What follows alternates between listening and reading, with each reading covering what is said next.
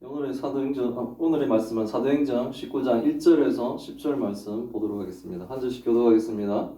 아볼로가 고린도에 있을 때 바울이 윗지방으로 다녀 에베소에 와서 여러 제자들을 만나 이르되 너희가 믿을 때 성령을 받았느냐? 이르되 아니라 우리는 성령이 계심도 듣지 못하였노라. 바울이 이르되 그러면 너희가 무슨 세례를 받았느냐? 대답하되 요한의 세례니라. 바울이 이르되 요한이 회개의 세례를 베풀며 백성에게 말하되 내 뒤에 오시는 이를 믿으라 하였으니 이는 곧 예수라 하거늘. 그들이 듣고 주 예수의 이름으로 세례를 받으니 바울이 그들에게 안수하매 성령이 그들에게 임하심으로 방언도 하고 예언도 하니 모두 12사람쯤 되니라.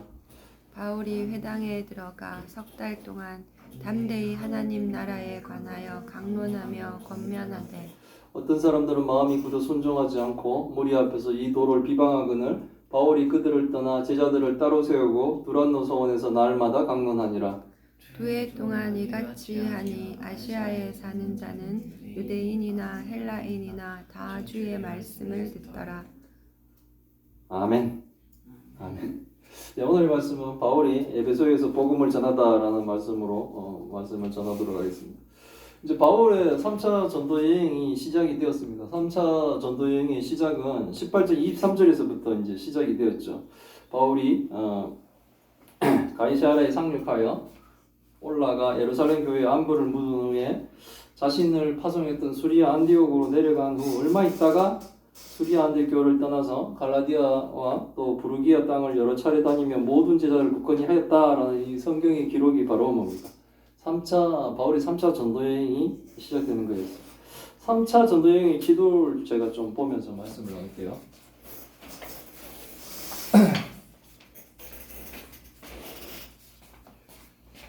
네. 다시 시작은 수리아 안디옥에서 또 시작되는 거예요. 지금 뭐 자세하게 도시 기록은 나오지 않지만 바울이 갈라디아, 부르기아를 이렇게 거쳐서 에베소로 가게 되는데 그때 보면 바울이 1, 2차 때 같은 교회를 반복해서 지금 가고 있는 걸 볼 수 있어요. 그래서 다소, 더베, 루스드라, 이고니아 이런 쪽을 아마 통과했을 겁니다. 그게 바로 갈라디아 지방이 있으니까요. 그리고 갈라디아 지방과 부르기아 지방, 그 가기 전에 또 대표적인 시리아 안디옥 쪽에 들러서 2차 때는 비두니아로 가고 싶고 또 아시아로 가고 싶을 때 성령이 마가 드로아까지 가게 됐지만 이제는 이제 에베소 쪽, 아시아에 있는 그 에베소 쪽에 가죠. 2차 선교 여행에서 거의 마지막에 들렀던 그 에베소, 내가 다시 오겠다라고 그 약속했던 대로 에베소에 가게 되는데 오늘 본문이 그 에베소의 내용이에요. 그리고 다시 쭉 따라 이 드로아에서 해서 다시 마게도니아와 아가야 지방 가게 되면 당연히 뭐 베레아, 데살로니가, 고린도 지방, 아덴 지방 이런 데를 가겠죠. 그리고는 다시 또 역으로 돌아서 나와서 우리가 들어보지 못했던 도시들을 통해서 다시 이 두로 가이사랴 쪽으로 해서 예루살렘 교회로 오는 것이 이 3차 전도 여행이에요.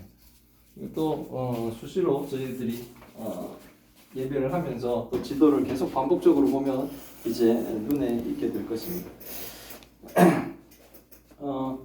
바울이 에베소에서 떠나고 난 다음에 알렉산드리아 출신 아볼로가 요한의 세례만 알고 있는 것을 보고 바울이 떠나고 난 다음에 에베소에 남아있던 브리스길라 아굴라 부부가 이 아볼로를 데려다가 하나님 도를 정확하게 이제 풀어서 가르쳤죠. 그리고 이제 아볼로는 복음을 이제 정확하게 듣고 예수 그리스도를 온전히 영접하고 세례를 받고 어디입니까? 아가야 지방으로 건너가 예수님이 그리스도입니다라는 것을 증언하면서 많은 사람들을 앞에서 유대인들이 그 주장들을 이겼죠.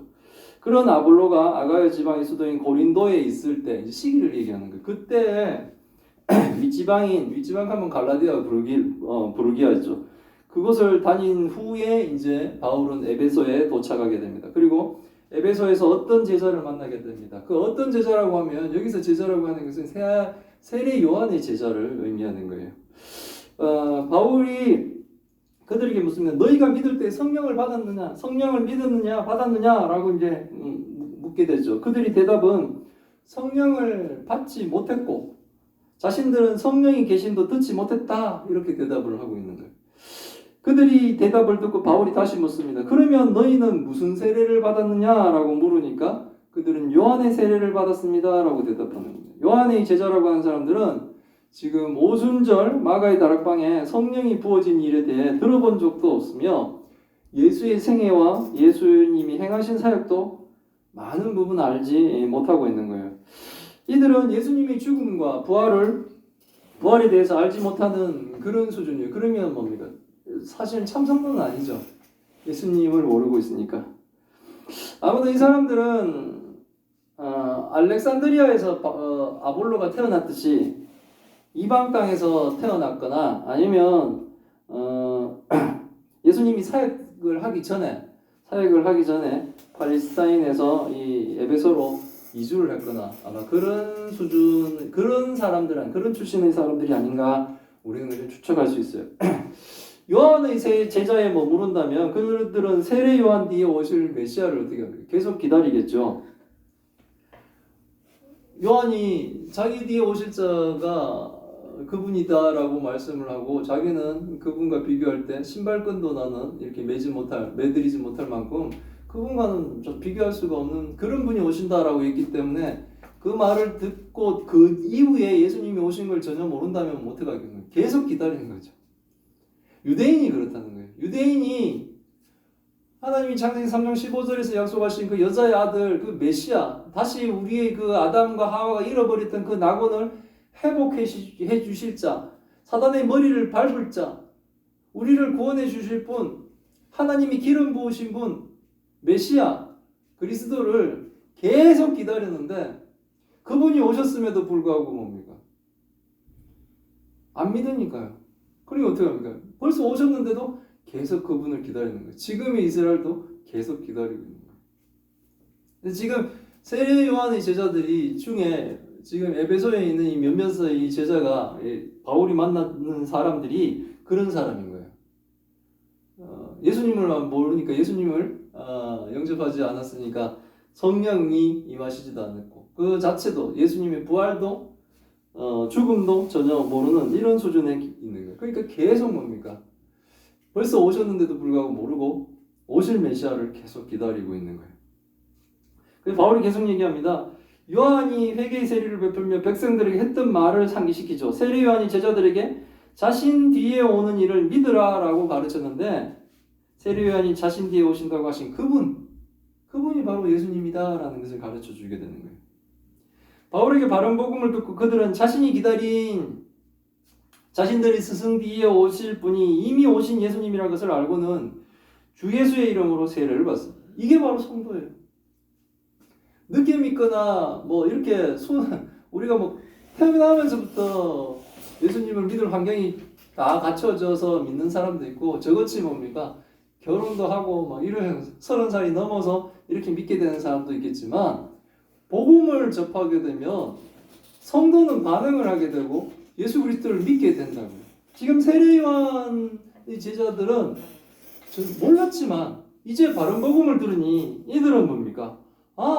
내 스승이 말씀하시는 그분이 바로 예수님이구나 라는 것을 듣고 믿고 뭡니까? 세례를 받음으로 세례 요한의 메시지가 지금 뭡니까? 성취되었음을 인정하고 믿는 거예요. 이것이 성도예요. 근데 끝까지 거부하는 사람도 있지 않습니까? 아니라고. 예수님이 아니라고. 그런 분들은 힘든 거예요, 되게. 네. 바울이 그들에게 안수하니 성령이 그들에게 임하십니다.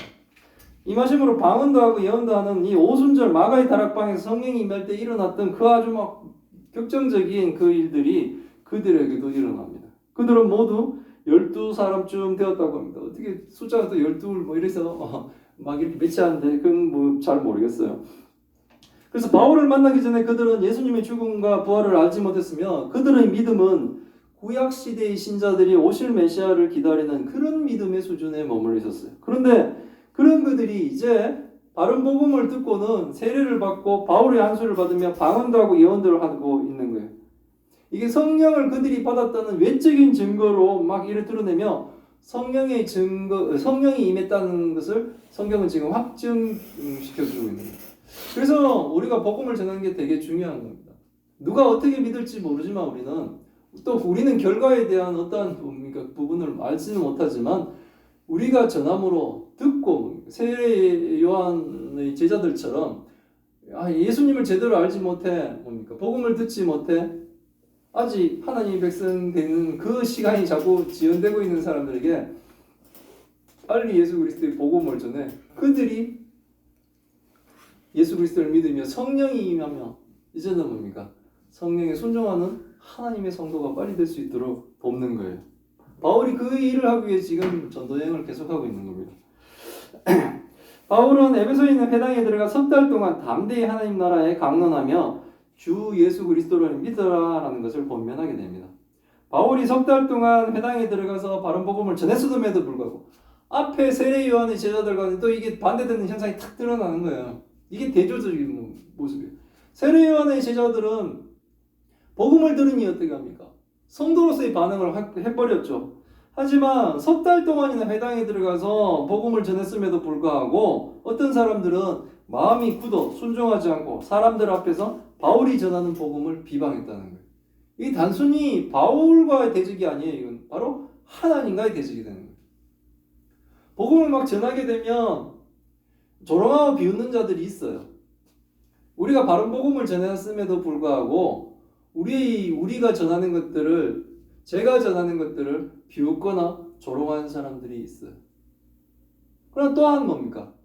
그 중에는 복음을 순수하게 받아들이며 나도 천국 가고 싶다는 그 소망을 가지시는 분들이 또 있어요. 그렇게 가는 거죠. 지금 세례 요한의 제자와 지금 에베소에 있는 이 유대인들 회당에서 복음을 들었지만 이렇게 바울을 대적하고 하나님을 대적하고 있는 사람들을 막 갈려지는 거예요.